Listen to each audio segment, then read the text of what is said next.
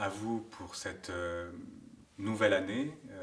Nous sommes donc en début de l'année 2021, l'occasion d'ouvrir un nouveau cycle de projection que nous avons voulu consacrer aux femmes et qui est donc intitulé L'intimité atteinte, le cinéma hongrois au prisme du féminin, qui nous permettra d'interroger donc la représentation de personnages de femmes, leur place dans la société hongroise, c'est-à-dire à travers les contraintes morales et les pressions sociales relatives à des contextes historiques particuliers et très divers, puisqu'on aura l'occasion de traiter de la place des femmes au XVIIIe siècle, pendant la Seconde Guerre mondiale, après la Seconde Guerre mondiale et aussi pendant l'ère communiste. Dans le cadre de cette première séance, nous vous présentons La Juste Route, réalisée en 2017 par Ferenc Török. Il s'agit du 6e long métrage du réalisateur, rendu célèbre en Hongrie, notamment pour son premier long métrage, Moskva tér, réalisé en 2001, et qui est l'équivalent hongrois de Goodbye Lenin. Il délaisse la période post-communiste, dans ce film-ci, pour se situer en août 1945, à l'appui d'un scénario écrit par l'écrivain Gábor Szánto. La Juste Route retourne davantage dans l'histoire hongroise, donc, et centre-européenne plus globalement, pour se poser les questions suivantes. Que faire en 1945 du passé juif à la suite de la solution finale? Comment aborder le retour des populations juives survivantes sur leurs terres après l'effondrement du nazisme? L'intérêt du film est suscité par la perspective qui est choisie, celle des habitants d'un petit village de la Hongrie profonde, dont la vie se voit soudainement perturbée par l'arrivée de 2 juifs dont l'identité et le degré d'appartenance au village restent relativement flous. Alors la structure narrative du film repose sur une unité dramaturgique extrêmement élémentaire. Il s'agit d'une journée, du matin jusqu'au soir, l'action étant concentrée dans un village qui se prépare à célébrer le mariage du fils du maire du village en question.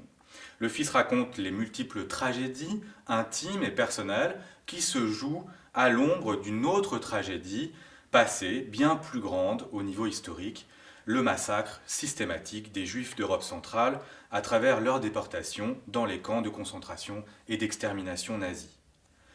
Plus généralement, c'est bien des réactions des villageois en proie à des doutes qu'il s'agit de montrer, des villageois craignant que leur vie soit bousculée et même anéantie par l'arrivée donc d'un père et son fils habillés en costume traditionnel juif. L'œuvre parvient à bien identifier les différents types de problématiques rencontrées par chaque personnage, tout en montrant à quel point elles se combinent, ou plutôt elles s'enchevêtrent les unes avec les autres. Mais le film entier repose au fond sur un non-dit. Que viennent faire ces 2 personnages dans le village? La question reste longtemps sans réponse. C'est pourtant à partir de ce non-dit que s'organise l'ensemble des discours et des actions dans le village, menant chaque personnage à révéler les sentiments qui l'habitent vraiment, que ce soit le scepticisme, la peur, la jalousie, la vanité, le remords ou la culpabilité.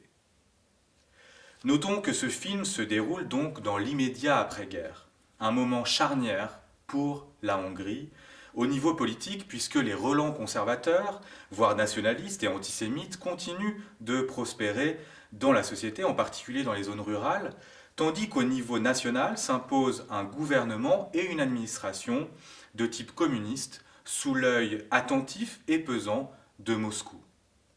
Impossible de ne pas penser à Quelque part en Europe, ce film qui date de 1947 et qui traitait de cette période complexe à travers les yeux d'un groupe d'enfants, tandis qu'ici il s'agit d'un collectif d'adultes, matures ou un peu plus jeunes.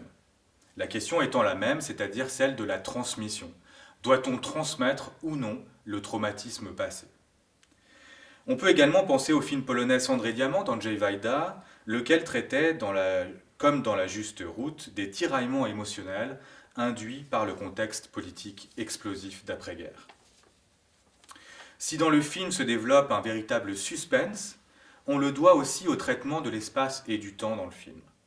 Car si le film emploie les codes du huis clos à ciel ouvert, le scénariste et le cinéaste insistent sur les tensions qui naissent des déplacements des personnages, chacun de ces déplacements, notamment ceux entre la gare et le centre du village, acquérant une signification existentielle. On remarque à ce propos aussi la place subtile accordée aux paysages, mais aussi aux objets dans l'économie narrative et surtout symbolique de cette œuvre. Un mot maintenant sur la place des femmes dans le film. Les auteurs pointent avec une grande pertinence la manière dont les personnages de femmes sont centrales dans la vie rurale. Qu'elles travaillent au champ ou qu'elles effectuent l'ensemble des tâches domestiques, celles-ci eh bien, sont très importantes alors que les hommes s'adonnent plutôt aux activités politiques ou bien à l'inaction totale, c'est-à-dire à la boisson, l'alcoolisme étant parfaitement décrit comme central dans la sociabilité masculine à l'époque, source souvent de la violence d'ailleurs des hommes à l'égard des femmes. Alors ce film est un film historique, un drame social, un portrait réaliste à dimension politique, aussi une tragédie familiale. On pourrait dire qu'à un niveau plus philosophique, qu'il s'agit d'un film sur le passé. Il évoque des relations humaines en prise avec des peurs à la fois archaïques et culturellement construites, des peurs typiques de cette région de l'Europe à cette période de l'histoire. Il s'agit aussi d'un film sur la construction au présent d'une mémoire de la Shoah, mais aussi des conséquences de la Shoah sur les populations rurales en Hongrie. Il parle des formes de survivance des cultures juives, notamment à travers la présence des cimetières juifs qui demeurent jusqu'à aujourd'hui des lieux de pèlerinage pour les descendants des familles déportées, cimetières auxquels le cinéaste Miklos Jancsó avait consacré une trilogie documentaire fascinante intitulée La Présence dans les années 60 et 70.